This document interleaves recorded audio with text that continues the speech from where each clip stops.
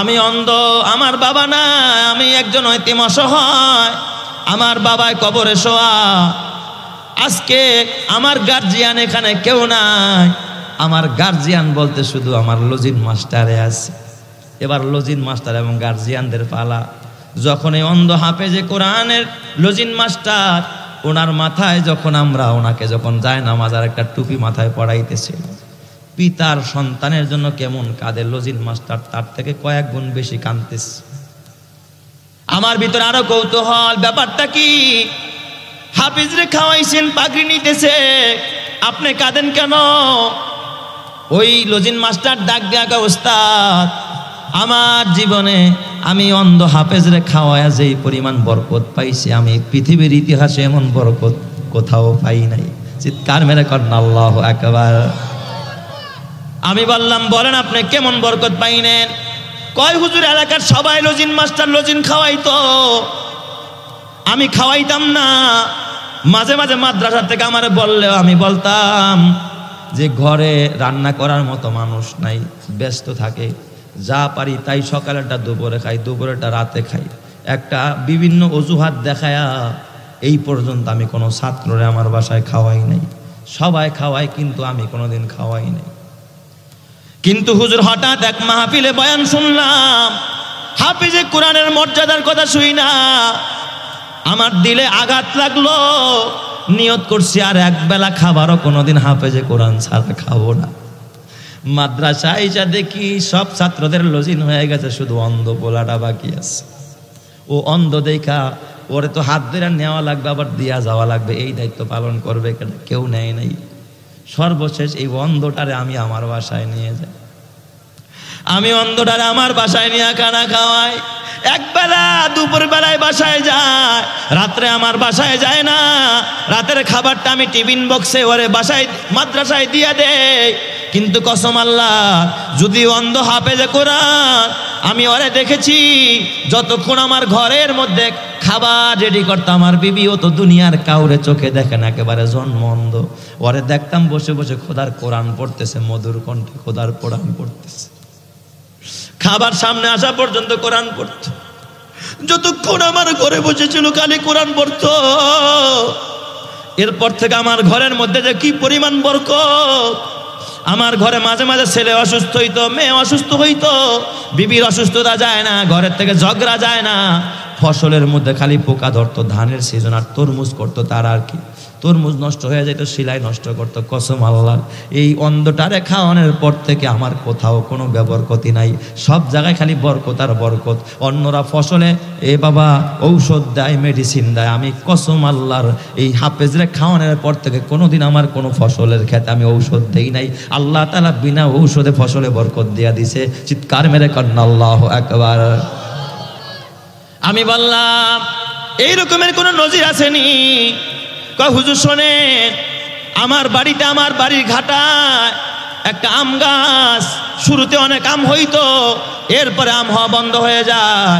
একদিন হাফেজে কোরআন বললাম, বাজান তুমি একটু গাছের গোড়ায় একটু পানি ঢেলা দাও। ও বিসমিল্লাহ বলে গাছের গোড়ায় পানি ঢালছে। ওই বছর এই পরিমাণ আম হয়েছে, আমার জীবনে এত আম কোনো গাছের মধ্যে আমি দেখি নাই। সুবহানাল্লাহ, এটা ওর হাতের বরকত। আমি তারে ডাক দিয়ে বললাম, বাজান আপনি তো জানেন না, আল্লাহর নবী কয়, ওয়া ইন্নাল মালাইকাতা লা তাদাউ আজনিহাতাহা রিদান লিতালিবিল ইলমি। এই তালিবুল ইলমের সম্মানে তাদের পায়ের নিচে নূরের ফেরেশতারা ডানা বিছায়া দেয়। ও যেখানে হাত লাগায় ওই জায়গায় বরকত হয়ে যায়। আপনার ঘরে যেই জায়গায় ও হাঁটছে, কদম বাড়াইছে, ওই জায়গায় বরকত হয়ে গেছে। এই জন্য ওই বাবার জীবন ধন্য, যেই বাবার বাড়ির মধ্যে হেফজখানা হয়ে গেছে, যেই বাবার ভবনের মধ্যে কোরআনের ঘর তৈরি হয়ে গেছে, যার ঘরে আলেম ওলামার আনাগোনা, যার ঘরে এতিমের আনাগোনা।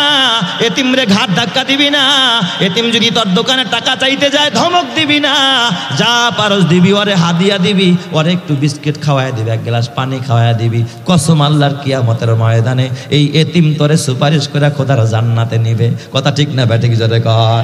এ আমার বাবা, তুমি তো নিজের সন্তানের জন্য সোফা কিনলা, এই সোফায় বইসা তোমার ছেলে টিভি দেখে। আমি কসম দিয়া বলি, এই সোফায় বইসা তোমার কেনা টাকায় সোফায় বইসা যতটা ছবি দেখবে, এর একটা গুনার পার্সেন্টেজ তুমি বাবার আমল নামায়ও জমা হবে। কারণ তুমি বাবাই তো টাকা দিয়ে এই সোফা কিনা দিছো, টিভি কিনা দিছো। তোমার মোটর সাইকেলে চইলা তোমার ছেলে যতটা গুনাহ করবে এর একটা ভাগ তুমি বাবার কবরে যাবে। তোমার মেয়েও যত গুনাহ করবে তোমার টাকা দিয়া গুনার একটা ভাগ তুমি পাইবা। আর তোমার টাকায় যদি দ্বীনি প্রতিষ্ঠান হয়, তোমার টাকায় যদি মসজিদ হয়, তোমার টাকায় যদি মাদ্রাসা হয়, তোমার টাকায় যদি এতিমখানা হয়, তোমার টাকায় যদি লিল্লা বোর্ডিং হয়, কসম আল্লাহর যতটা লোকমা ওরা মুখে দিবে প্রতিটা লোকমার বিনিময়ে আল্লাহ তোমার আমল নামায় নেকি পাঠায়া দিবে। কথা ঠিক কিনা? এ আমার বাবা, তোমরা তো জানো না এতিমরা কত কষ্ট করে, কোরআনের হাফেজরা কত কষ্ট করে তোমরা জানো না।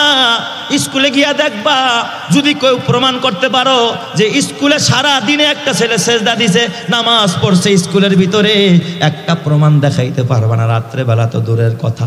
অথচ এমন কোনো ভবন নাই যেখানে জিনা ব্যভিচার অন্যায় অনাচার হয় না, মাদক হয় না, সিগারেট হয় না। কিন্তু মাদ্রাসাগুলো তালাশ করে দেখো, এমন কোনো মাদ্রাসা নাই যেখানে সেজদা চলে না, এমন কোনো মাদ্রাসা নাই যেখানে তাহাজ্জুদ হয় না। এ বাবা, হেফজখানাগুলোতে খবর নিয়ে দেখো, রাত্র 4টা বাজে এই শীতের মধ্যে ছাত্ররা উঠে যায়। ওই দিন আমাদের হাফেজ সাহেব আইসা কয়, হুজুর যদি পারেন হেফজখানার বাচ্চাদের জন্য একটা গিজারের ব্যবস্থা করে দেন। আমি বললাম কেন? কয়, হারে হুজুর, 8 বছরের ছেলেটা হেফজখানায় পড়ে, এই বয়সের বাচ্চা, মা গরম পানি দিয়ে গোসল করায় দেয়, নুডলস খাওয়ায় দেয়, আর এই বাচ্চা রাত্র 3টা বাজে উঠা খোদার কোরআন নিয়ে পড়তে বসে। ঠান্ডা পানিতে হাত দিয়া দেখি গেলে এমন এমন পানি বরফ হয়ে গেছে, হাত দিতে পারে না। ওই পানিটা যখন দাঁতে লাগায়, 8-9 বছরের বাচ্চা, যখন তোমার মতো মানুষ 40 বছর কম্বল ছাড়ো না, বিছনা থেকে বের হও না। আর ওই হেফজখানার 10 বছরের বাচ্চাটা, নাবালেগ বাচ্চা, নিষ্পাপ শিশুটা ঠান্ডা পানি দেওয়া ওযু বানায় যখন খোদার কোরআনটারে বুকে নিয়ে মাদ্রাসার ঘরের মধ্যে বৈশা যখন খোদার কোরআন পড়ে, ওর উসিলায় খোদার রহমত এলাকার মধ্যে বর্ষিত হয়। কথা ঠিক না ব্যাটিক যারা কর? পৃথিবীর কোনো প্রতিষ্ঠানে তাহাজ্জুদ পড়ানেওয়ালা পাইবা না, কলেজে পাইবা না, ভার্সিটিতে পাইবা না, পাইবা শুধু মাদ্রাসার মসজিদে। এ বাবা, ওই বাবার জীবন ধন্য যেই বাবার সম্পর্ক মাদ্রাসার সাথে হয়, ওই মায়ের জীবন ধন্য যেই মায়ের সম্পর্ক মসজিদের সাথে হয়। গত কয়েকদিন আগে মাহফিলে যাওয়ার আগে আমি যখন আমার বাসার থেকে বের হয়েছি, নিচে দেখি এক ভদ্র মহিলা হাত মোজা দেওয়া, পা মোজা পড়া, 2টা ছোট্ট ছোট্ট এই রকমের 2টা মাদ্রাসার বাচ্চা নিয়ে দেখি জামাটাও ছিঁড়া। আমার গেটের সামনে এসে দারোয়ানের সাথে কথা কয়, বাসায় বাসায় যাবে কিছু চাওয়ার জন্য। হঠাৎ আমি নিচে নামলাম, দারোয়ান আমার ডাক দিয়ে, হুজুর বড় অসহায়, এই বাচ্চা 2টা পাশের এতিমখানায় পড়ে, ওর বাবা আমাদের সাথে এলাকায় দারোয়ানি করতো, কিছুদিন আগে ওর বাবা মারা যায়। যেহেতু ওর বাবা এখানে দারোয়ানি করতো, দারোয়ানি করার সুবাদে ওর বাবা পাশের এতিমখানায় বাচ্চা 2টারে ভর্তি করছিল মাদ্রাসায়। এখন তো বাবা নাই, মা বড় অসহায় হয়ে গেছে, মানুষের বাড়িতে জিয়ের কাজ করে, মানুষের থালা বাসন মাইজা যা পায়, ঘর ভাড়াই হয় না, কেমনে থাকবে শহরে। আসার পথে গাড়িতে বসে বসে মনস্থ করতেছিলাম যে আজকে কি বিষয় আলোচনা করা যায়। তো যাই হোক, আমি একটা বিষয় ধারণা করে মাথায় নিয়ে এখানে এসেছিলাম, কিন্তু সবসময় আমি কর্তৃপক্ষের চাহিদাকে প্রাধান্য দিয়ে থাকি। এখানে আসার পরে কর্তৃপক্ষ আমাকে আর্জি জানিয়েছে একটা বিষয়ে কথা বলতে, এই জন্য আমি আমার সেই বিষয়কে বাদ দিয়ে আমি ওনাদের বিষয়টাকে প্রাধান্য দিয়ে আমি সূরাতুল বাকারা থেকে তেলাওয়াত করেছি। আপনাদের বুঝতে সহজ হবে, কারণ আমি বিষয়ভিত্তিক কথা বলি, আর না হয়তো কোনো আয়াত বা সূরার তাফসীর করি। এটা আমার একটা নিজের এই লাহাজেই আমি কথাগুলো বলে থাকি আর কি। তো আজকে আমার বিষয়বস্তুটা আগে ক্লিয়ার করে দেই, সেটা হলো ধর্মীয় শিক্ষার গুরুত্ব। এই শিক্ষা লাভ অর্জন করলে কি ফায়দা হবে, এ ব্যাপারে ইনশাআল্লাহ এই সূরাতুল বাকারার আলোকেই কিছু কথা ইনশাআল্লাহ পেশ করব। আল্লাহ তাআলা যেন আমাকে এবং আপনাদের সকলকে বলার পরে, শোনার পরে, বুঝার পরে আমলের তৌফিক দান করে। সবাই বলি আমিন। রাত তো অনেক বেশি হয় নাই, কি বলেন? বেশি হয়েছে। হ্যাঁ, আপনাদের এই অঞ্চল, বিশেষ করে দক্ষিণ অঞ্চলে 11টা-12টার মধ্যেই মাহফিল শেষ হয়ে যায়, কিন্তু উত্তর অঞ্চলের যে হালাত, যারা সফর করে তারা জানে, সেখানে প্রধান বক্তারে রাত্র 2টায়, 3টায়, 2:30টায় দেয় আর কি। এই ময়মনসিংহ, জামালপুর, শেরপুর এই সমস্ত অঞ্চলে গেলে বক্তাদের 12টা বাজায় আসার একবারে শেষ। গফরগাঁও গত কয়েক বছর আগে এক মাহফিলে গেছি, আমাকে দিছে রাত 1:30টায়। তো পরে আমি আসার সময় বলে আসছি, ভাই আর কখনো মাহফিলের জন্য আমার কাছে যাবেনও না, ডিস্টার্বও করবেন না। তো দাওরায়ে হাদিস পর্যন্ত মাদ্রাসা মুহতামিম সাহেব আমার আবার একটু বন্ধু হয় আর কি। পরের বছর ডেট নেওয়ার জন্য ব্যতিব্যস্ত হয়ে পড়ছেন। আমি বলছি সম্ভব না। তো উনি ওনার কমিটি নিয়ে আমার মাদ্রাসায় আসছে, ডায়েরিটা হাতায়া কাছে নিয়ে যেই ডেটটা খালি পাইছে ওইটাই লেখছে আর কি। পর আমি বলছি তাহলে এই কথাও লেখেন যে বয়ান বাদেশা। হুজুর ঠিক আছে, এই বছর বাদেশায় আগে আগেই দিয়া দেব আপনারে। তো আমি ভাবছি হয়তো মুমিন ওয়াদা দিয়া খেলাপ করবে না। আমি ঠিক এশার নামাজ ওনার মসজিদে গিয়া পড়ছি। এশারের পরে আমার 4টা খানা দানা খাওয়া, একটু রেস্ট নেন, কিছুক্ষণ পরে দিয়া দিচ্ছি। তো এমন এক অন্দর মহলে আমার ঢুকাইছে, একেবারে ডুমটুম আটকায় আমার শোয়াই দিছে। তো শুইছি, তো ঘুমাইসা গেছে আর কি। দেখি ঘুমের মধ্যে কে মাথা চুলকায়, হুজুর উঠেন, মঞ্চে যাবেন না? আমি ঘড়ির দিকে তাকায় দেখি রাত বাজে 2:30। আমি কই বেটা এখন কি ওয়াজের সময়? হুজুর যায় দেখেন শ্রোতা সব বসে আছে। তো আপনাদের এটার দ্বিগুণ প্যান্ডেল হবে। আসলেই ময়মনসিংহের মানুষ বয়ান শুনে, ওরা খাতা বালিশ নিয়ে আসে ওয়াজ শুনতে আর কি। এই ময়দানেই থাকে, রাত্রে আর বাসায় যায় না। তো আমি যাই দেখি মাঠের হালাত একটু ভিন্ন রকম, কিছু বসা কিছু শোয়া, আর কিছু আছে বগের মতো এমনি ঠোকরাইতেছে আর কি। কারণ সময়টা তো ঠোকরানোর সময়, ঝিমতেছে আর কি। এখন চিন্তা করলাম এই গোরস্থানে তো আর ওয়াজ করা সম্ভব না। আর শুইছে এক বুড়া কাকা আমার নাক বরাবর, আমার সামনে পা দুইটা ডাইরেক্ট আমার দিকে দিয়া শুইছে আর কি। মোতাওয়াজ্জিহান ইলা জিহাতিল বক্তা। আর এই কাকায় যদি চুপচাপ শুয়ে থাকতো আমার কোনো আপত্তিও ছিল না। উনি করে কি শুয়া কিছুক্ষণ পরে একটা ডিউটি পালন করে, এইভাবে পা নাড়া আর পা দিয়ে আমার টাটা দেয়।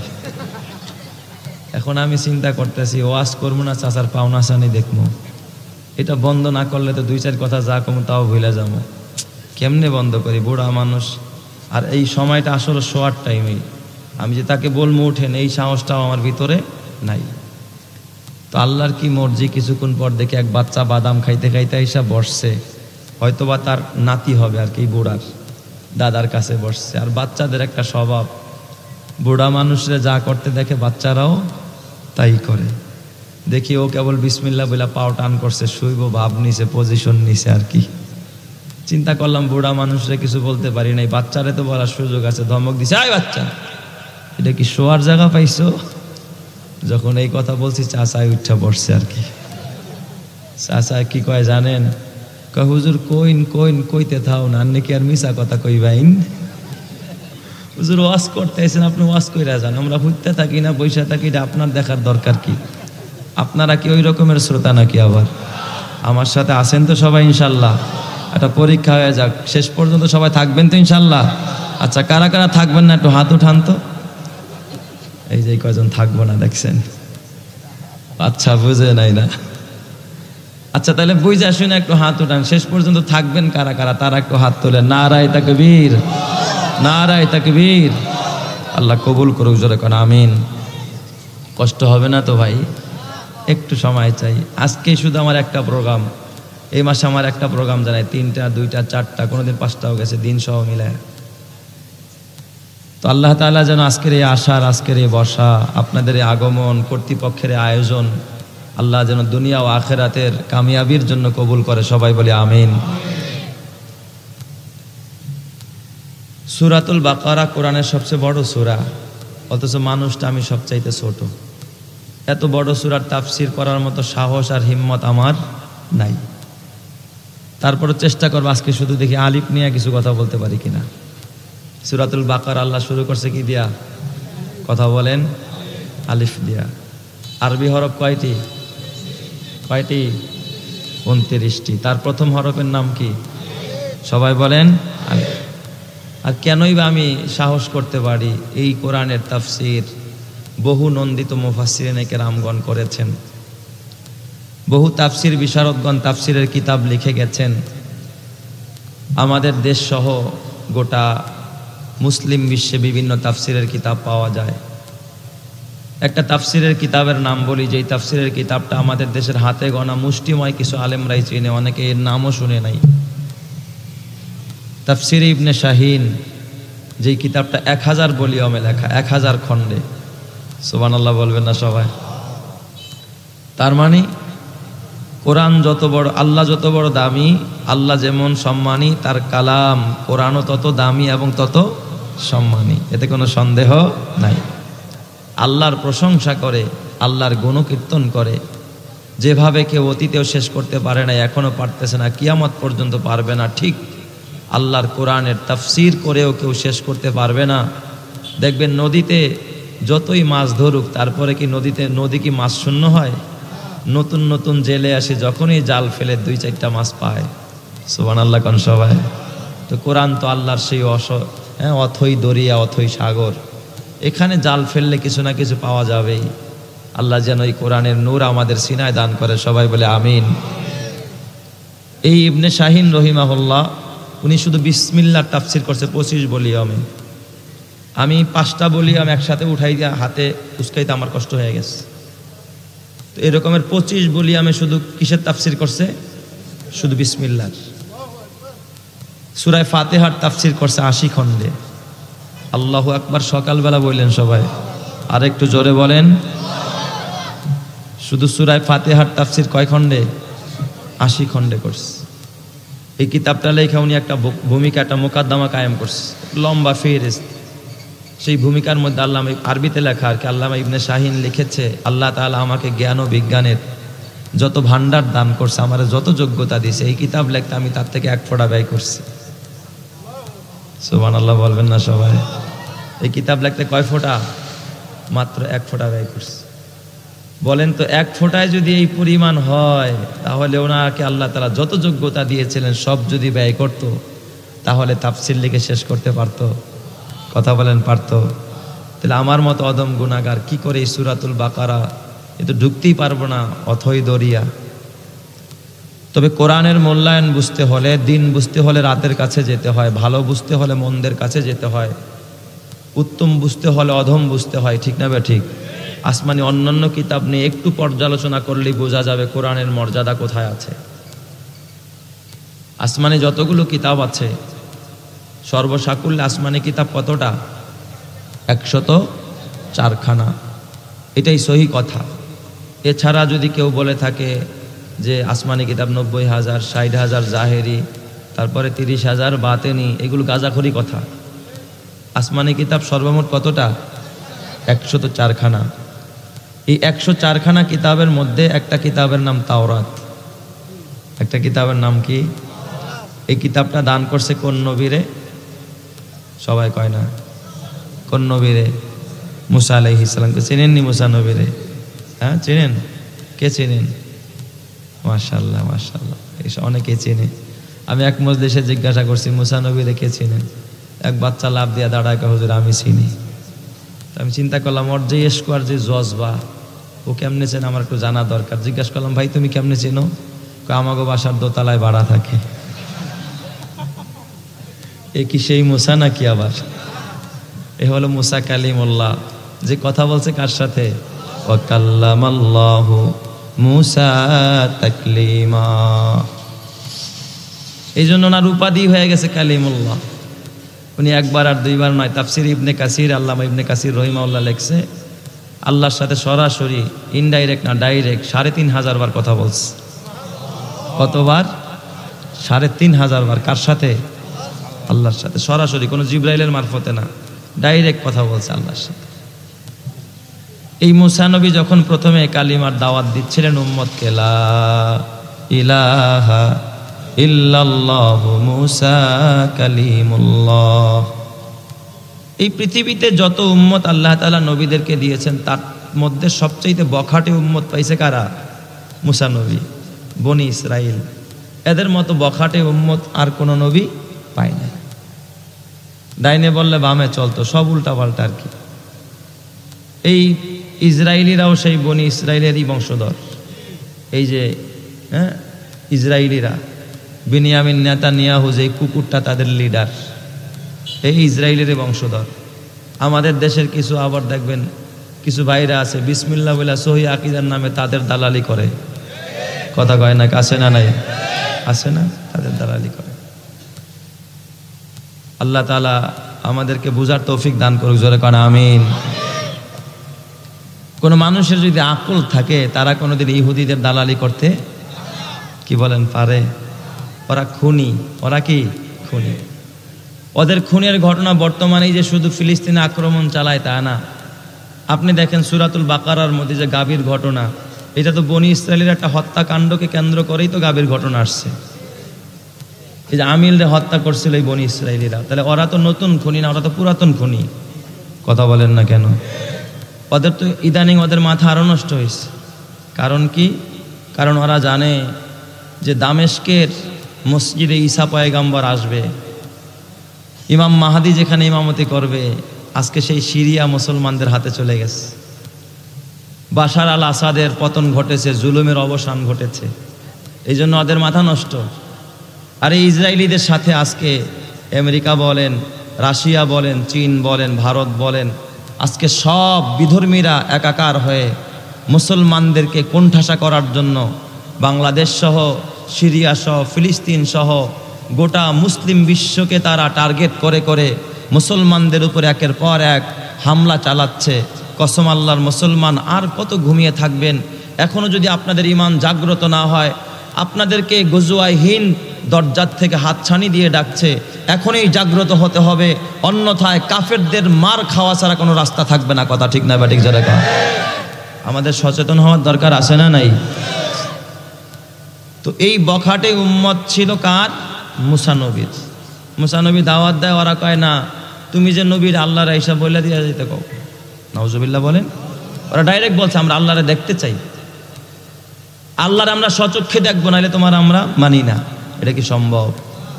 মুসা নবী নিজেই তো দেখতে চাই, দেখতে পারে নাই।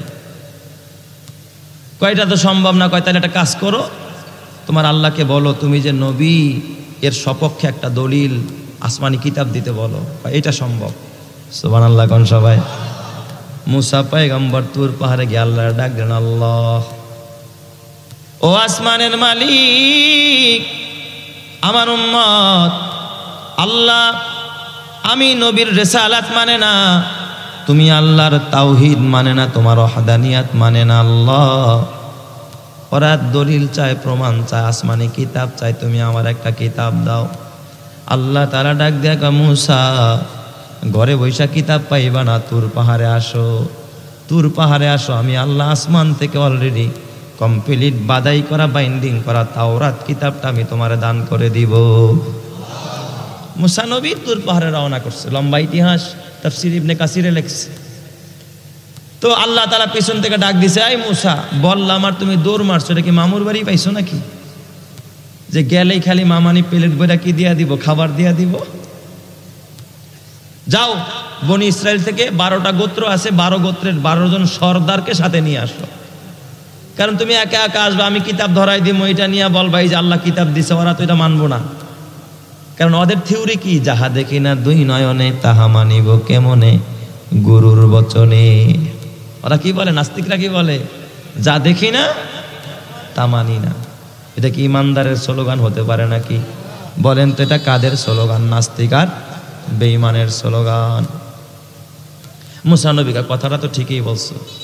বনি ইসরায়েলের 12টা শাখা ছিল, 12টা গোত্র ছিল, উপদল।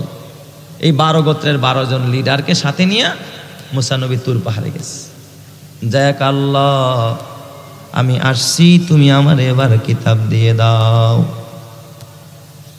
আল্লাহ পাক ডাক দিয়া কয়, মুসা তুমি আসছো, আমি আল্লাহ দেখেছি, তবে আসলেই কিতাব পাওয়া যায় না, মুজাহাদা করতে হবে, মুরাকাবা করতে হবে, ধ্যানে মগ্ন হতে হবে।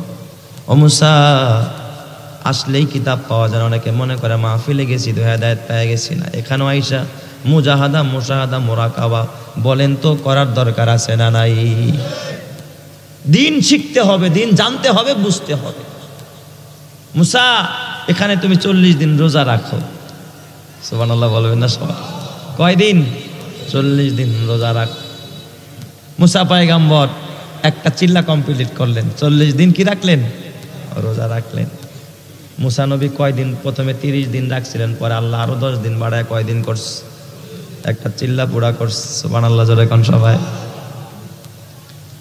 পয়গম্বর মুসা আলাইহিস সালাম ডাক দেয়া, আল্লাহ 40 দিন পুরা হয়ে গেল, কোথায় আমার তাওরাত?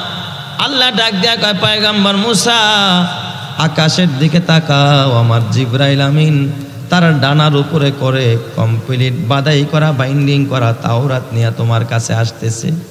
সুবহানাল্লাহ। মুসা নবী তাকায় রয়েছে, তাকায় দেখে ঠিক জিবরাইল আমিন একেবারে বাদাই করা কমপ্লিট করা কিতাব আইনা কয়, নেন হুজুর এই যে কিতাব দিয়ে গেলাম। সুবহানাল্লাহ জোরে বলেন সবাই। এই কথা বইলা জিবরাইল রওনা। মুসা কয় দাঁড়ান, এই ভাই জিবরাইল দাঁড়ান, কথা আছে। কয় না, আমার হাতে সময় নেই। জিবরাইল কি কয়, আমার হাতে সময় নাই।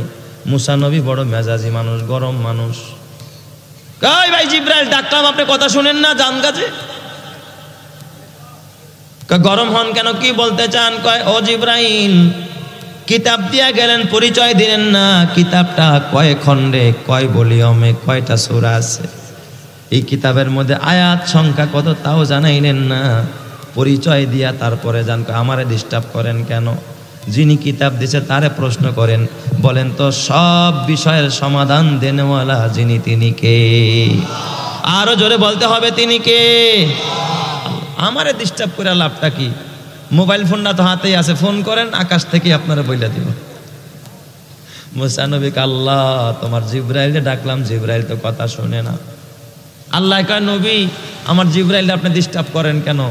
বলেন কি জানতে চান? কয় আল্লাহ কিতাব দিলা, পরিচয় দিলা না, কিতাবটা কয় খণ্ডে, কয়টা সূরা আছে কিতাবের মধ্যে, আর এক একটা সূরার মধ্যে আয়াত সংখ্যা কত? আমি কিন্তু ধীরে ধীরে কোরআনের দিকে যাচ্ছি, বুঝতে হবে আমার টার্গেট কি। আল্লাহ তাআলা জানায় দেন, মুসা ও মুসা, আমি আল্লাহ তাওরাতটা নাজিল করেছি। তাওরাতটা 7 ভলিউমে, 7 খণ্ডে তাওরাত।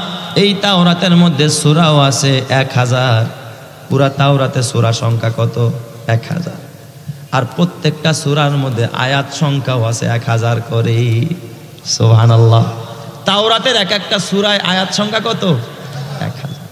অথচ আমাদের কোরআনের মধ্যে এমনও ছোট্ট সূরা আছে একসাথে 3 বার পড়া যায়। ইন্না আ'তাইনাকাল কাউসার ফাসাল্লি লিরাব্বিকা ওয়ানহার ইন্না শানিআকা হুয়াল আবতার।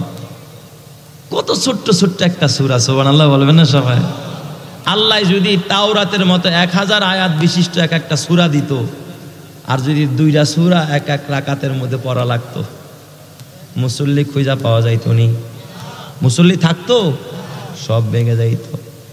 আমাদের ইমাম সাহেবরা মাঝে মাঝে, বিশেষ করে মাগরিবের নামাজে সূরায়ে আসর আর কাউসার পড়ে।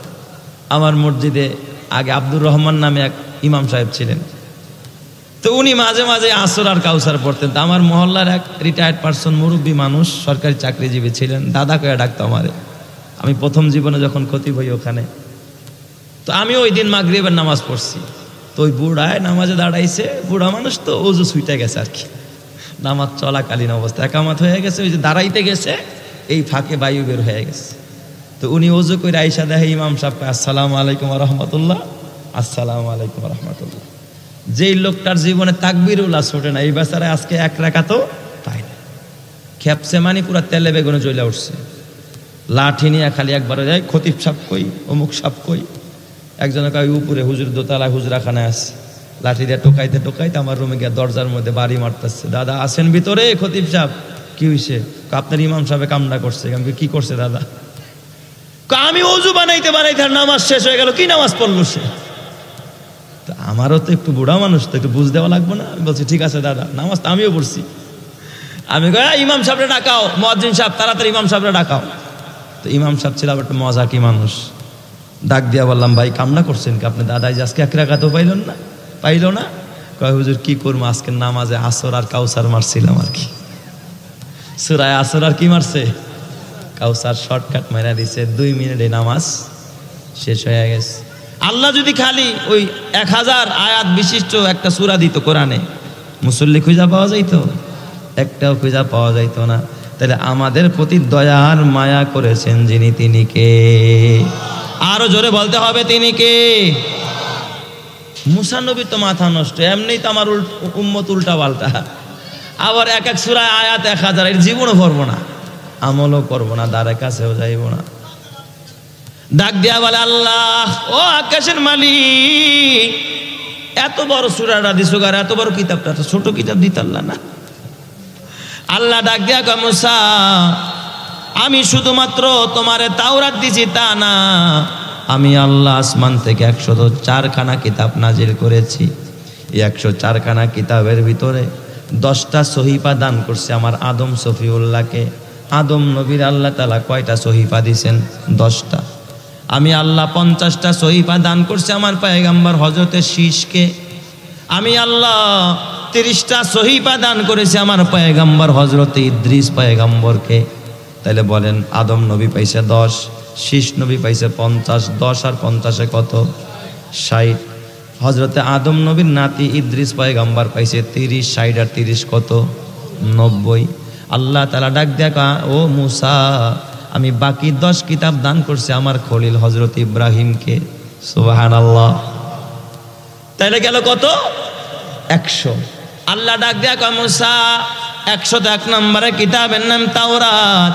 এই তাওরাতটা দান করলাম তুমি মুসাকে। 102 নম্বরের কিতাবের নাম জাবুর, জাবুরটা দিব আমার পয়গম্বর হযরতে দাউদকে। 103 নম্বরের কিতাবের নাম ইনজিল, ইনজিলটা দিব আমার পয়গম্বর ঈসা রূহুল্লাহকে। 104 নম্বরের কিতাবের নাম কোরআন, যেটা শেষ কিতাব, সর্বশ্রেষ্ঠ কিতাব। এই কিতাবটা দান করব আমার বন্ধু মুহাম্মদুর রাসূলুল্লাহকে। চিৎকার মেরে কন্না আল্লাহু আকবার। এ মুসা তুমি তো জানো না ওই আখেরি জামানার পয়গম্বর আমার বন্ধু মুহাম্মদুর রাসূলুল্লাহকে যে ছোট্ট কিতাব দিব, এই কিতাবের ভিতরে কি পরিমাণ ইলম আছে তোমার জানা নাই। আসমানি 104 খানা কিতাবের ভিতরে আদম সফিউল্লাহর 10 কিতাবে, শীষ নবীর 50 কিতাবে, ইদ্রিস নবীর 30 কিতাবে, ইব্রাহিম খলিলুল্লাহর 10 কিতাবে, তুমি মুসার তাওরাতে, দাউদের জাবুরে, ঈসার ইনজিলের মধ্যে যত এলেম আছে আমি সব এলেমগুলো একত্রিত কইরা ওই যে শেষ কিতাব, দামি কিতাব, শ্রেষ্ঠ কিতাব, আমার বন্ধুর উপরে যে কিতাব নাজিল করবো ওই কোরআনের মধ্যে আমি সব এলেম ঢুকাইয়া দিব। সুবহানাল্লাহ। আমি সব এলেম কোথায় ঢুকাবো? কোরআনের ভিতরে। মুসা কয় আল্লাহ কও কি তুমি? এই শেষ জামানার উম্মত সাইজে হবে খাটো, বয়স পাবে কম, হায়াত পাবে কম, এরা কেমনে এই কিতাব পড়বে? আল্লাহ এটা তো সম্ভব না। আল্লাহ ডাক দিয়া বলবে ও মুসা শুধু তাই না, আমি আসমানি 104 খানা কিতাবের এলেম সব কোরআনে ঢুকাবো, আর কোরআনের 30 পারার ভিতরে যত এলেম আছে সব এলেমগুলো আমি জমা করব। জমা করে প্রসেসিং করে আমি সব এলেমগুলো ঢুকাইয়া দিব। কোরআনে একটা সূরা আছে সাবঈ মাসানি, সূরাতুল ফাতিহা। এই সূরাতুল ফাতিহার ভিতরে আমি আল্লাহ সকল এলেম ঢুকাইয়া দিব। সুবহানাল্লাহ। এই সূরা ফাতিহার ভিতরে একেবারে আদমের কিতাব থেকে নিয়ে 104 খানা কিতাবের সব এলেম কোথায় আছে? সূরা ফাতিহার ভিতরে আছে। এই জন্য সূরা ফাতিহার কত বরকত। যোহরের নামাজ পড়ো, আসর পড়ো, ফরজ পড়ো, আর ওয়াজিব পড়ো, মাগরিব পড়ো, এশা পড়ো, সূরা ফাতিহা আছে না নাই? বলেন আছে না নাই? বরকতে ভরা। আল্লাহ তাআলা ডাক দিয়া কয় ও মুসা এখানেই শেষ না, ওই সূরা ফাতিহার 7 আয়াতের মধ্যে যত এলেম আছে সব আমি জমা করব। প্রসেসিং করে সব এলেমগুলো আমি আল্লাহ বিসমিল্লাহর মধ্যে ঢুকাইয়া দিব। সুবহানাল্লাহ বলেন সবাই। এই জন্য নবী হাদিসে বলেছেন কুল্লু আমরিন জিবালিন লাম ইউবদা বিসমিল্লাহি ফাহুয়া আবতার আও ক্বালা ফাহুয়া আকতা। প্রত্যেক ভালো কাজ শুরু করার আগে যদি কেউ বিসমিল্লাহ না বলে ওই কাজটা লেজ কাটা থাকে, অসম্পূর্ণ থাকে, ওই কাজে বরকত থাকে না। তাহলে প্রত্যেক ভালো কাজের শুরুতে আমরা কি পড়ব? সবাই বলেন কি? খাওয়ার শুরুতে, পান করার শুরুতে, মসজিদে প্রবেশের শুরুতে, টেলিভিশন চালু করার শুরুতে, হ্যাঁ নাউজুবিল্লাহ কে চালু করবেন? মদ পান করার শুরুতে নাউজুবিল্লাহ কইবেন? আল্লাহ তুমি হেফাজত করো, জোরে কান আমিন। মুসা নবীকে আল্লাহ তাইলে বিসমিল্লাহর এত ওজন। আল্লাহ তাআলা ডাক দিয়া কয় মুসা এখানেই শেষ না, এই বিসমিল্লাহর ভিতরে যত এলেম আছে সব আমি আল্লাহ জমা করব, সব আমি আল্লাহ একত্রিত করব। সব এলেমগুলো নিয়ে আমি আল্লাহ যেই 29টা হরফ দিয়ে আমি আল্লাহ কোরআনকে ঢেলে সাজাইছি, ওই 29টা হরফের রাজা, হরফের সেরা হরফ হলো আলিফ। যেই আলিফ দিয়ে আমার জাতের নাম লিখবো, আলিফ লাম লাম হা আল্লাহ। ওই আলিফের ভিতরে আমি সব এলেম ঢুকায়া দিব, জোরে কান্না আল্লাহু আকবার। আর ওই আলিফ দিয়া আমার নাম লিখবো আল্লাহ। ওই আলিফ দিয়া কোরআনের সবচাইতে সেরা আয়াত আয়াতুল কুরসি, আল্লাহু লা ইলাহা ইল্লা হুয়াল হাইয়ুল কাইয়ুম, এটাও লিখবো আলিফ দিয়া। আর ওই আলিফ দিয়া কোরআনের সবচাইতে বড় সূরা সূরাতুল বাকারা, আলিফ লাম মিম জালিকাল কিতাবু লা রাইবা ফীহি, এই সূরাটাও শুরু করব আমি আলিফ দিয়া। কোরআনের একটা জাতীয় সঙ্গীত আছে, আর রহমান আল্লামাল কুরআন খলাকাল ইনসান। আমি আল্লাহ ওই জাতীয় সঙ্গীতটাও শুরু করব আলিফ দিয়া। তাইলে বলেন এই আলিফের কত দাম? চিৎকার মেরে কান্না আল্লাহু আকবার। আলহামদুলিমান কদ্দারা খাইরাও ওয়া কাবালা, আলহামদুলিমান কদ্দারা খাইরাও ওয়া কাবালা, ওয়াশকুরু লিমান সাওয়ারা হুসনাও ওয়া জামালা, লা জিদ্দা ওয়ালা নিদ্দা ওয়ালা হাদ্দা লিমাওলা, আল আনা কামা কানা ওয়ালাম ইয়ালকা জাওয়ালা, লা ক্বাবলা ওয়ালা বাদা ওয়ালা ওয়াক্তা জামানা, লা হাজিবা ওয়ালা মানিআ লিল্লাহি তাআলা, লা তুশরিক ফিল্লাহি ওয়ালা রাব্বা সিওয়াহু, লা ওয়ালিদা ওয়ালা ওয়ালাদা ওয়ালা উম্মা লা খালা, ফারদুন সামাদুন আন সিফাতিল খালকি বারিয়ু, রাব্বুন আজালিয়ুন খালাকাল খালকা কামালা। জোরে জোরে কান্না আল্লাহু আকবার। এই জন্য আমার বাবা, তুমি তো জানো না এই আলিফের কত দাম। এই যে দারুল ফালা একাডেমিতে একটা ছাত্র যখন প্রথমে ইবতেদাইতে পড়ে, কায়দা বিভাগে পড়ে, বগলের নিচে 20 টাকা একটা কায়দা কিনছে, বগদাদি কায়দা, নুরানি কায়দা, বগলের নিচে নিয়ে যখন রাস্তা দিয়ে হাইটা যায়, দেখো না আলিফের কত দাম। যেই আলিফের মধ্যে আল্লাহ আসমান জমিনের সব এলেম ঢুকাইল, এই আলিফওয়ালা একটা কায়দা নিয়ে যখন একটা বাচ্চা রাস্তা দিয়ে হাইটা যায়, আল্লাহ তারা ডাক দেয়া কয়, ফেরেশতারা, এক দেশের মন্ত্রী, এক দেশের এমপি, এক দেশের প্রধানমন্ত্রী আরেক দেশে গেলে তার লাল গালিচার সংবর্ধনা দেওয়া হয়। এ ফেরেশতারা, এই যে এলাকার গরিবের সন্তান, চাষির সন্তান, একজন দিন মজুরের সন্তান, এই দারুল ফালা মাদ্রাসায় পড়ে, ও যখন বগদাদি কায়দাটা নিয়া, যেই কায়দার মধ্যে আলিফ লেখা, মিম লেখা, ত লেখা, বা লেখা, এই অক্ষরগুলো লেখা আছে, এই অক্ষরওয়ালা কায়দা নিয়ে যখন রাস্তা দিয়ে হাইটা যায়, ওর পায়ের নিচে লাল গালিচা দিলে হবে না, ওকে ফুলের সংবর্ধনা দিলে হবে না, তাড়াতাড়ি যা তোদের নূরের ডানাগুলো ওদের সম্মানে ওদের পায়ের নিচে বিছায়া দে। ওরা জুতা সহ, কাদা সহ, ধুলা বালু সহ তোদের নূরের ডানার উপর দিয়া পাড়ায় যদি হাইটা যায়, তোদের ফেরেশতাদের জন্মটা সার্থক হয়ে যাবে। চিৎকার মেরে কন্না আল্লাহু আকবার। আরো জোরে বলেন আল্লাহু আকবার। তাহলে বলেন এই আলিফওয়ালা, এই আলিফ লাম মিম তজা যারা শিখে তাদের দাম কম না বেশি? মিয়া, আপনার কাছে তো টাইয়ের মর্যাদা ঢুকছে, যদি টাই পরা থাকে স্যার কয়া উল পান না, কয় স্যার কি কয়, টাই পরা দেখলে কি কয়া ডাকে স্যার। আমি একদিন পল্লবী থেকে মতিঝিলের এক গাড়ি তুলছি বাসে, আর কি অনেকদিন আগের কথা। তো আমার পাশে মতিঝিলে একটা ব্যাংকের সিকিউরিটি গার্ড আর কি, ও বসছে আমার পাশের সিটে। ওর একটা ট্রাউজার পরা আর একটা টি শার্ট, একটা জামা গায়ে দেওয়া, কি পরিমাণ জামা, গুলিস্তানে ফুটপাতে দেখে বসে, বাচ্চালন আসি দেখালন আসি। এই শুনছেন আপনারা কখন এরকম? আমার মনে হয় ওই রকমেরই একটা টি শার্ট গায়ে দিছে, কিন্তু সাথে কি আছে, একটা টাই আছে আর কি, ভাঙ্গা একটা ছাতাও হাতে আছে। কন্ট্রাক্টর আর আমি পাশে বসে আর কি সিটে। তো কন্ট্রাক্টর যখন ভাড়া চাইতে আইসে, ওরা কয় স্যার ভাড়া দেন। ওই টাইওয়ালারে কি কয়, স্যার ভাড়া দেন। আমার কাছে আইসা কয় চাচা ভাড়া দেন। আমার কি কয়, চাচা ভাড়া দেন, আর ওরা কয় স্যার ভাড়া দেন। টাইয়ের দাম যদি তোর কাছে এত হয়ে যায়, প্যান্ট শার্টের টাইয়ের মূল্য যদি এত হয়, আলেম ওলামার লেবাস যদি ভালো না লাগে, মরার আগে পরিবারকে ওসিয়ত করে যাবে, আমি মরে গেলে আমারে ওই আলেম ওলামার সাদা কাপড়ে পোড়াবি না, প্যান্ট শার্ট আর টাই পরে আমারে কবরে রাখিস। বাপের বেটা হইলে বুকে সাহস থাকলে প্যান্ট শার্ট আর টাই নিয়ে খোদার কবরে যায় দেখিস পাছায় চামড়া থাকবে না, ঠিক না বেটা? কি যেটা কর মরবা তখন মোল্লা গো, কাপড় ছাড়া কোনো উপায়, কথা কয় না? অধ্যাপক সাহেব সেও কি মোল্লা গো কাপড় পরা লাগবো কিনা? হ্যাঁ, ওসি সাহেব সে মনে হয় প্যান্ট শার্ট টাই পরা কবরে যাইব। ডিসি সাহেব, ইউনো সাহেব, এমপি সাহেব সব মোল্লা গো কাপড় পর। তাহলে বাইচা থাকলে কেন পারো না? কপাল লাগে বাবা, কপাল। এক বাবার দুই সন্তান, বেজার হয়েন না। একটা ভার্সিটিতে পড়ে আর একটা মাদ্রাসায়। যেই সন্তানটা ভার্সিটিতে পড়ে দেখবেন বাবা কি করে জানেননি? পরে পালসার গাড়ি কিনে দেয়। কি গাড়ি? নর্মাল হুন্ডাও না, কি হুন্ডা?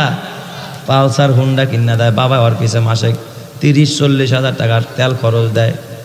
এরপর ওর কোচিং ফি, এই ফি সেই ফির নামে, সেমিস্টার ফির নামে হাজার হাজার টাকা বাবা নষ্ট করে, আসে না নাই? ওই পোলায় যদি আইসা কয় আব্বা আমার এই সামনের সেমিস্টার ফি দেওয়া লাগবো, 20,000 টাকা লাগবো, কয় বাবা তার ঘরে তো টাকা নাই, কিস্তি উঠাইয়া দিতেছি। কি উঠাইয়া টাকা দেয়? কিস্তি আইন না, তারপরে পোলারে টাকা দেয়। আর যেই পোলাটা মাদ্রাসায় পড়ে ওর বেতন মাসে 200 টাকা। বেতন কত? 200 টাকা। হুজুরে কইছে তোমার বাবারে গিয়া বলবা মাস শেষ হয়ে গেছে, টাকা বেতন দিতে বলছে। রাগে টেকতারে না, হুজুরের কি মিয়া সাহেবের গলা হয়ে গেছে নাকি? আমরা কি ঘর বাড়ি ভেঙে গেছি গা নাকি? হ্যাঁ, মাস শেষ হইতে না হইতে খালিতে হাসায়। ঠিক বললাম না বে? ঠিক বললাম। কিন্তু আমার বাবা, তুমি তো জানো না, যেই ছেলেটায় মাদ্রাসায় পড়ে আরেকটা ছেলে ভার্সিটিতে পড়ে, কিন্তু রাস্তায় চলার পথে যদি গাড়ি অ্যাক্সিডেন্ট করে দোনোটা ছেলে মারা যায়। যেই ছেলেটায় মাদ্রাসায় পড়ে ওর ব্যাপারে কি হল বলবে জানেননি? আকাশের মধ্যে ঘোষণা হবে অমুক আল্লাহর ওলি মারা গেছে। সুবহানাল্লাহ জোরে কোন সবাই। আল্লাহর নবী কয় মান সালাকা তরিকাই ইয়ালতামিসু ফিহি ইলমান সাখারাল্লাহু লাহু বিহি তরিকান ইলাল জান্নাহ। আজকের অতিথি আমাদের মাঝে আসছে, আপনারা খুশি না বেজার? আল্লাহ এই মাহফিলটাকে তুমি সকলের নাজাতের জরিয়া করো, জোরে কান আমিন। আরো জোরে বলেন আমিন। ওই যে মাদ্রাসায় রওনা করছিল ও যখন মারা যায়, আল্লাহর নবী কি কয়? মান সালাকা তরিকাই ইয়ালতামিসু ফিহি ইলমান সাখারাল্লাহু লাহু বিহি তরিকান ইলাল জান্নাহ। ও মারা যাওয়ার সাথে সাথে জান্নাতটারে আল্লাহ তাই নেওয়ার পায়ের কাছে আইনা দেয়। সুবহানাল্লাহ। তার মানে মরবে একদিক দিয়ে জান্নাতে যাবে।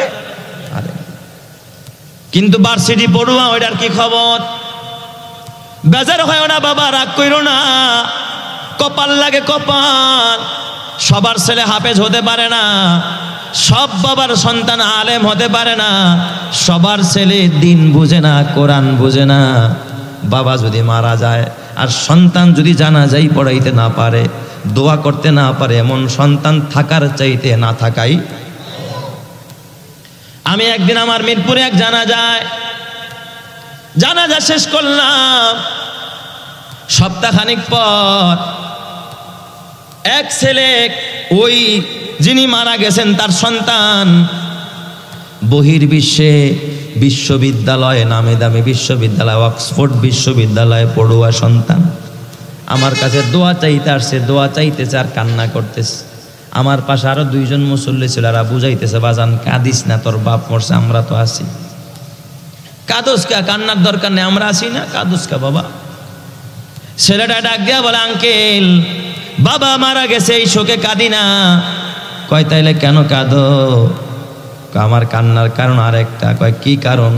কয় আমার এই বাবা নিজের শরীরের রক্ত পানি করে ঘাম জড়ায় আমারে পয়সা দিয়া পড়াশোনা করাইছে। আমার বাবা প্রাইমারি, মাধ্যমিক, উচ্চ মাধ্যমিক, কলেজ, ভার্সিটি, অক্সফোর্ড বিশ্ববিদ্যালয়ে পড়াইতে গিয়া কত লক্ষ কোটি টাকা যে আমার বাবা খরচ করেছে আমি নিজে জানি, হারে হারে টের পেয়েছি। আমার বাবা আমারে সব শিখাইলো।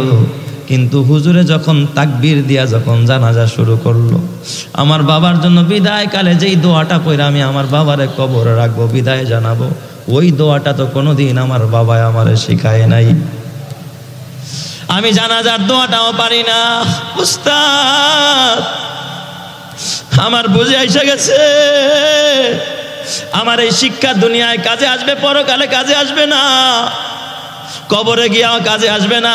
কারণ আমি এত বড় শিক্ষিত সন্তান হয়ে অক্সফোর্ড বিশ্ববিদ্যালয়, বাংলাদেশের না বিশ্বের নামি দামি বিশ্ববিদ্যালয়, যার তার সন্তান পড়তে পারে না, কোটি কোটি টাকা ইনভেস্ট করতে হয় পড়তে হলে, এত টাকা খরচ করায় আমার বাবা অক্সফোর্ড বিশ্ববিদ্যালয়ে আমার সনদ নিল, আমার পড়াশোনা করাইলো। আজকে বাবার শেষ বিদায়কালে অন্তিম মুহূর্তে আমি বাবার কোনো উপকার করতে পারলাম? কিয়ামতের ময়দানে আমি দাঁড়ায়া বাবার জন্য কোন উপকার করব? এই জন্য যুবক ভাই হাতে পায়ে ধরা বলা যায়, জীবন তো একটাই মোমবাতির মতো গলে যাবে, শেষ হয়ে যাবে। পারলে একটা সন্তানদের দিন শিখায়া, আমি বলি না হাফেজ বানাও, আমি বলি না আলেম বানাও, আমি বলি দিন শিখাও, বুনিয়াদি দিন শিখাও, নামাজ শিখাও, ফরজ শিখাও, ওয়াজিব শিখাও, মা বাবার পরিচয় করাও। কসম আল্লাহর তোমার সন্তান জান্নাতের পথ পেয়ে যাবে, কথা ঠিক কিনা? আর আমরা বিসমিল্লাহ দেই, বাচ্চাটা কোন রকম ভাত খাওয়া শিখছে, ধৈরা নিয়ে কই দিয়া দেয় কেজিতে, তো পাজি তোমার ছেলে হইব না হইব কাটটা। সেখানে নিয়ে কি পড়ায় জানেননি? কয় শরেয়তে অজগর। শরেয়তে কি? অজগর। অজগরের লগে পরিচয় করায় দিছে, এই জন্য চরিত্রটাও অজগরের মতো হয়। শরেয়াতে আপা, বেজার হয়েন না, শরেয়াতে কি আপা, এই জন্য আপার লগে প্রেমটা ভালো বুঝে। রসইতে ইঁদুর, ইঁদুরে ধান চুরি করে, গম চুরি করে, যেন চুরিটা ভালো শেখে। দীর্ঘইতি গর, পশু পাখির চরিত্রটা ভিতরে ভালোই ঢুকছে। এতে আপেল, আপেল খাওয়া শিখাইছে। বিতে বল, কেজির বইতে লেখা দেখেন, খুলে দেখেন। এতে আপেল, আপেল খাওয়া শিখাইলো। বিতে বল, বল খেলা শিখাইলো। এরপর সিতে ক্যাট, ক্যাট থেকে আসছে ক্রিকেট, এই জন্য ক্রিকেট খেলা শিখছে। আর ডিতে হইল ডগ, কুত্তার লগে পরিচয় হয়েছে। এই ভোলায় বাসায় আসে, পড়তে বসছে, কয় আম্মু ডিতে যেন কি? কয় কুকুর।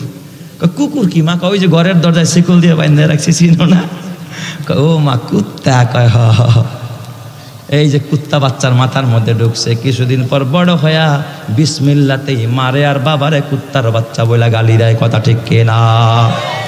মার বাবা আফসোস করে কয় বাজান মারি বাবার এটা বলতে হয় না। ছেলে ডাক ডাক আম্মু গো, তুমি তো ডিতে ডগ শিখাইছ, তুমি তো আমারে ডগ শিখাইছ মা, তোমারে বলবো না, বলবো কারে? কসম দিয়া বলি।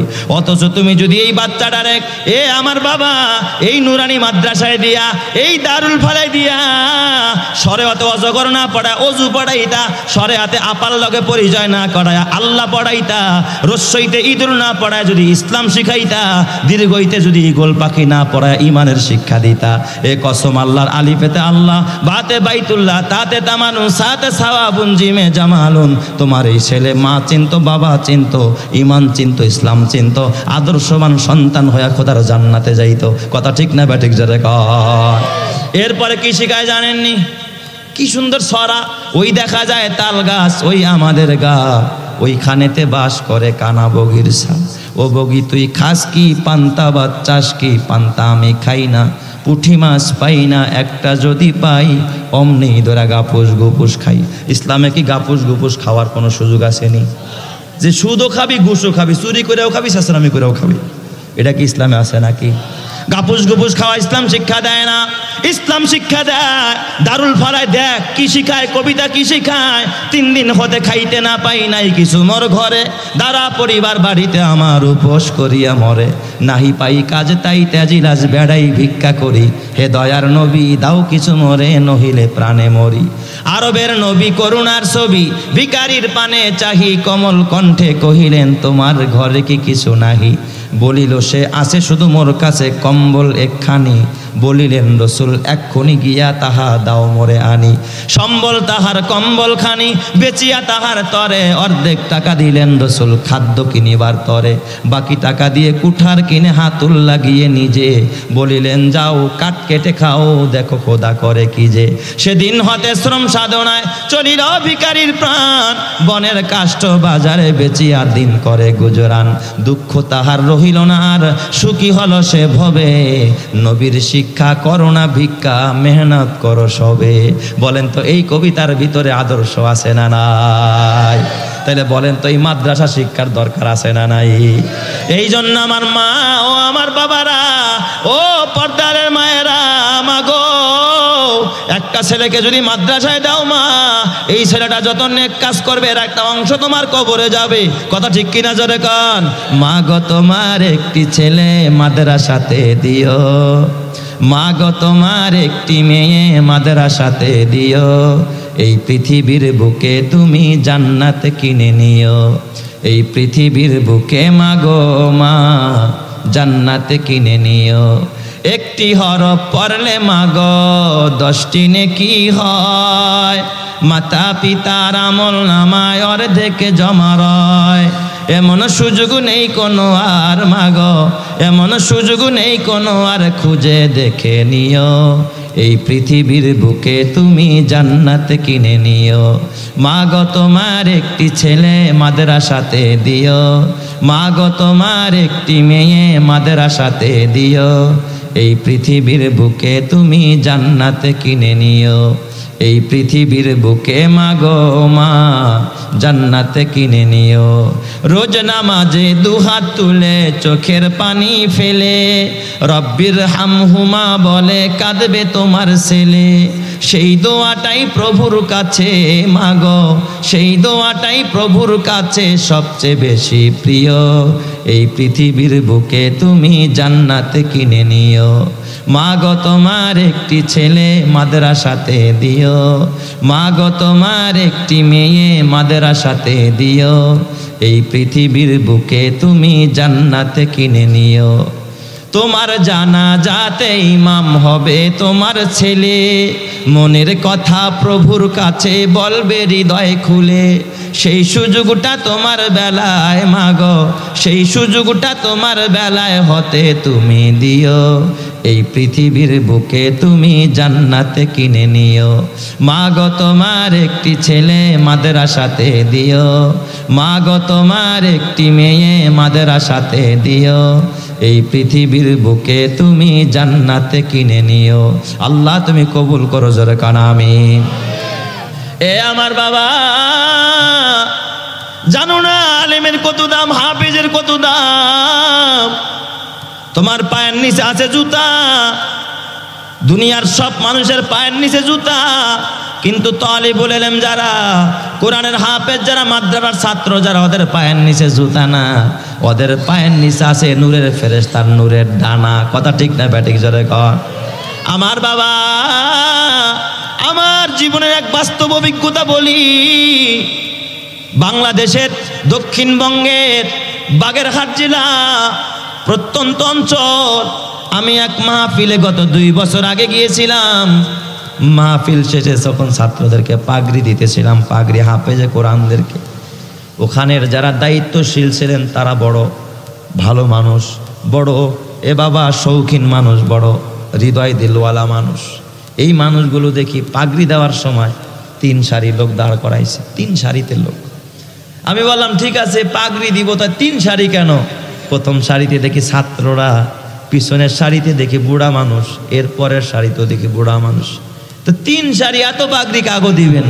কয় হুজুর প্রথম সারিতে হলো যারা হাফেজ হয়েছে ওদেরকে পাগড়ি দিব, আর মাঝখানের সারিতে হলো ওদের গার্জিয়ান, যার বাবা আছে বাবা, যার ভাই আছে ভাই, ওর ভাইরে ওর বাবার মাথায় আমরা একটা হাজি রুমাল পড়াইয়া দিব। সুবহানাল্লাহ। আমি কোথায় পিছের সারিতে কারা কয়? এরা হলো লজিন মাস্টার, যারা এই ছাত্রগুলোদের লজিন খাওয়াইছে, যাদের বাসায় খাইয়া আজকে তারা কি কোরআনের হাফেজ হয়েছে, তাদেরকে একটা করে জায়নামাজ দিব। সুবহানাল্লাহ জোরে কোন সবাই। বিষয়টা আমার কাছে খুব ভালো লাগছে, আমার মনেও একটু আনন্দ জাগছে, আসলেই তো করাটা উচিত, তাদেরকে উৎসাহ দেওয়া হয়েছে। এ আমার বাবা, আমি পাগড়ি পড়াইতেছিলাম, ঘোষণা করতেছে নাম বলে, হঠাৎ এক হাফেজের নাম বলল।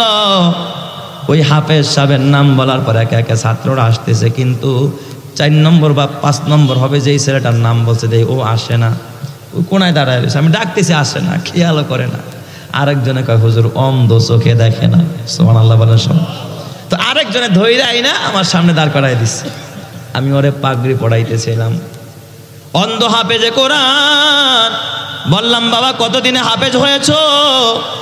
অন্ধ হাফেজ ডাক দেখা, হুজুর 3 বছরে হাফেজ হয়ে গেছি। সুবহানাল্লাহ বলেন। অন্ধ মানুষ চোখে দেখে না, 3 বছরে হাফেজে কোরআন। দেখি চোখ দিয়া গাল বেয়ে পানি পড়তেছে। এখন তো পাগড়ি দিব, এখন তো ব্যস্ত, কথা বলার সময় নাই। তারপর ওরা আমার বাম পাশে দাঁড় করায়া অন্ধ হাফেজরা আমি জিজ্ঞাসা করলাম, বাজান কাঁদো কেন?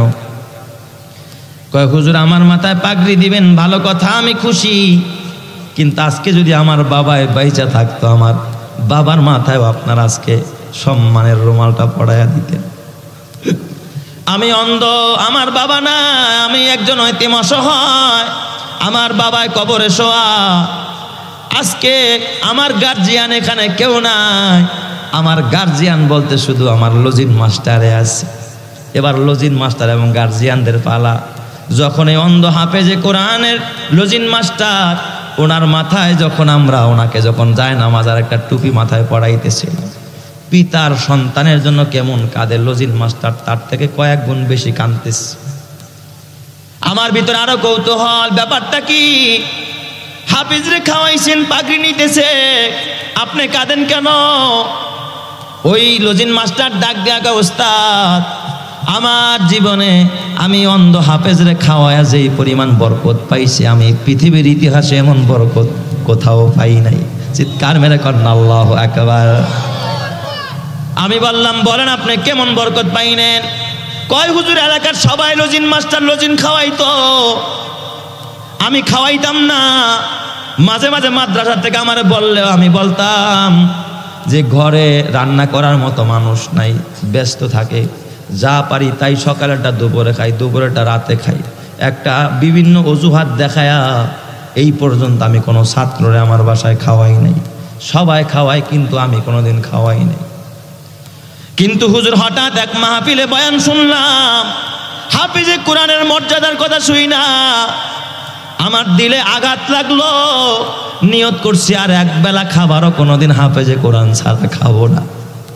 মাদ্রাসায় যা দেখি সব ছাত্রদের লজিন হয়ে গেছে, শুধু অন্ধ পোলাটা বাকি আছে। ও অন্ধ দেখা ওরে তো হাত ধরে নেওয়া লাগবে, আবার দিয়া যাওয়া লাগবে, এই দায়িত্ব পালন করবে কেন? কেউ নেয় নাই।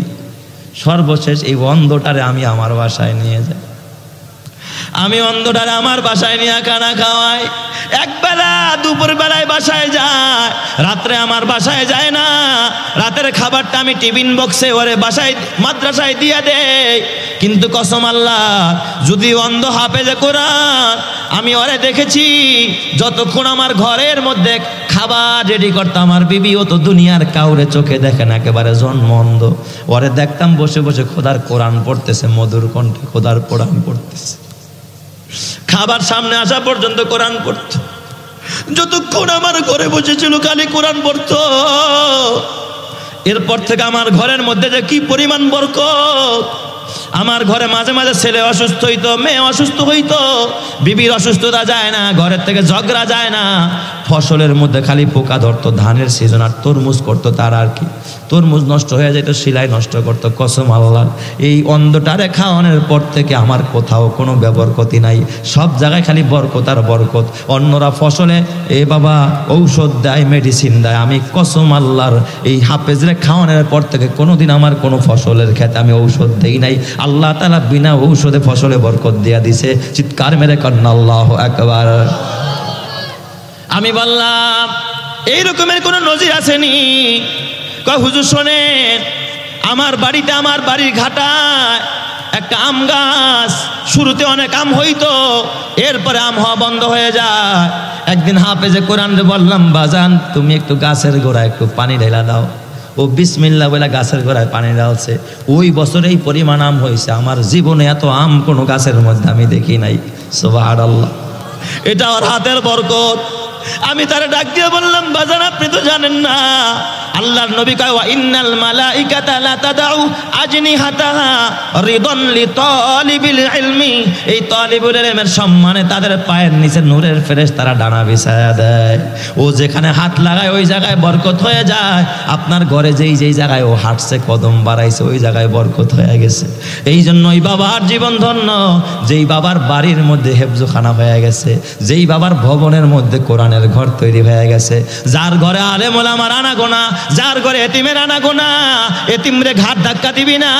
এতিম যদি তোর দোকানে টাকা চাইতে যায় ধমক দিবি না, যা পারস দিবি, ওরে হাদিয়া দিবি, ওরে একটু বিস্কিট খাওয়ায় দিবি, এক গ্লাস পানি খাওয়ায় দিবি। কসম আল্লাহর কিয়ামতের ময়দানে এই এতিম তোরে সুপারিশ করে খোদার জান্নাতে নিবে। কথা ঠিক না ব্যাটে কি জোরে কর? এ আমার বাবা, তুমি তো নিজের সন্তানের জন্য সোফা কিনলা, এই সোফায় বৈশা তোমার ছেলে টিভি দেখে। আমি কসম দিয়া বলি, এই সোফায় বৈশা তোমার কেনা টাকায় সোফায় বৈশা যতটা ছবি দেখবে, এর একটা গুনার পার্সেন্টেজ তুমি বাবার আমল নামায়ও জমা হবে। কারণ তুমি বাবাই তো টাকা দিয়ে এই সোফা কিনা দিছো, টিভি কিনা দিছো। তোমার মোটর সাইকেলে চইলা তোমার ছেলে যতটা গুনাহ করবে, এর একটা ভাগ তুমি বাবার কবরে যাবে। তোমার মেয়েও যত গুনাহ করবে তোমার টাকা দিয়া, গুনার একটা ভাগ তুমি পাইবা। আর তোমার টাকায় যদি দ্বীনি প্রতিষ্ঠান হয়, তোমার টাকায় যদি মসজিদ হয়, তোমার টাকায় যদি মাদ্রাসা হয়, তোমার টাকায় যদি এতিমখানা হয়, তোমার টাকায় যদি লিল্লা বোর্ডিং হয়, কসম আল্লাহর যতটা লোকমা ওরা মুখে দিবি, প্রতিটা লোকমার বিনিময় আল্লাহ তোমার আমল নামায় নেকি পাঠায়া দিবে। কথা ঠিক কিনা? এ আমার বাবা, তোমরা তো জানো না এতিমরা কত কষ্ট করে, কোরআনের হাফেজরা কত কষ্ট করে, তোমরা জানো না। স্কুলে গিয়া দেখবা, যদি কেউ প্রমাণ করতে পারো যে স্কুলে সারা দিনে একটা ছেলে সেজদা দিছে, নামাজ পড়ছে স্কুলের ভিতরে, একটা প্রমাণ দেখাইতে পারবা না। রাত্রেবেলা তো দূরের কথা। অথচ এমন কোনো ভবন নাই যেখানে জিনা ব্যভিচার অন্যায় অনাচার হয় না, মাদক হয় না, সিগারেট হয় না। কিন্তু মাদ্রাসাগুলো তালাশ করে দেখো, এমন কোনো মাদ্রাসা নাই যেখানে সেজদা চলে না, এমন কোনো মাদ্রাসা নাই যেখানে তাহাজ্জুদ হয় না। এ বাবা, হেফজখানাগুলোতে খবর নিয়ে দেখো, রাত্র 4টা বাজে এই শীতের মধ্যে ছাত্ররা উঠে যায়।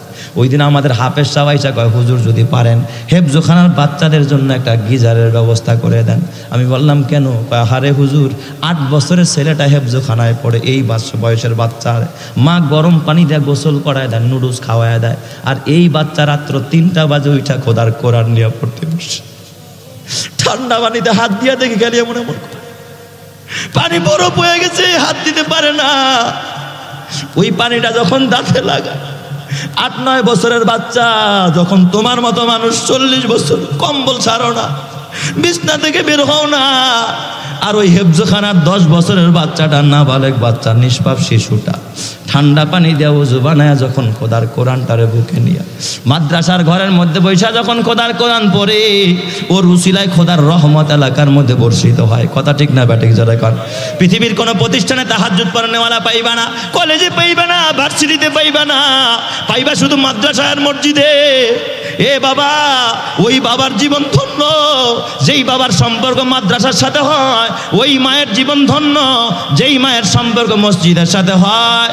গত কয়েকদিন আগে মাহফিলে যাওয়ার আগে আমি যখন আমার বাসার থেকে বের হয়েছি, নিচে দেখি এক ভদ্র মহিলা হাত মোজা দেওয়া, পা মোজা পড়া, 2টা ছোট্ট ছোট্ট এই রকমের 2টা মাদ্রাসার বাচ্চা নিয়ে দেখি জামাটাও ছিঁড়া। আমার গেটের সামনে এসে দারোয়ানের সাথে কথা কয়, বাসায় বাসায় যাবে কিছু চাওয়ার জন্য। হঠাৎ আমি নিচে নামলাম, দারোয়ান আমার ডাক দিয়ে, হুজুর বড় অসহায়, এই বাচ্চা 2টা পাশের এতিমখানায় পড়ে, ওর বাবা আমাদের সাথে এলাকায় দারোয়ানি করতো, কিছুদিন আগে ওর বাবা মারা যায়। যেহেতু ওর বাবা এখানে দারোয়ানি করতো, দারোয়ানি করার সুবাদে ওর বাবা পাশের এতিমখানায় এই বাচ্চা 2টারে ভর্তি করছিল মাদ্রাসায়। এখন তো বাবা নাই, মা বড় অসহায় হয়ে গেছে, মানুষের বাড়িতে জিয়ের কাজ করে, মানুষের থালা বাসন মাইজা যা পায়, ঘর বাড়াই হয় না, কেমনে থাকবে শহরে।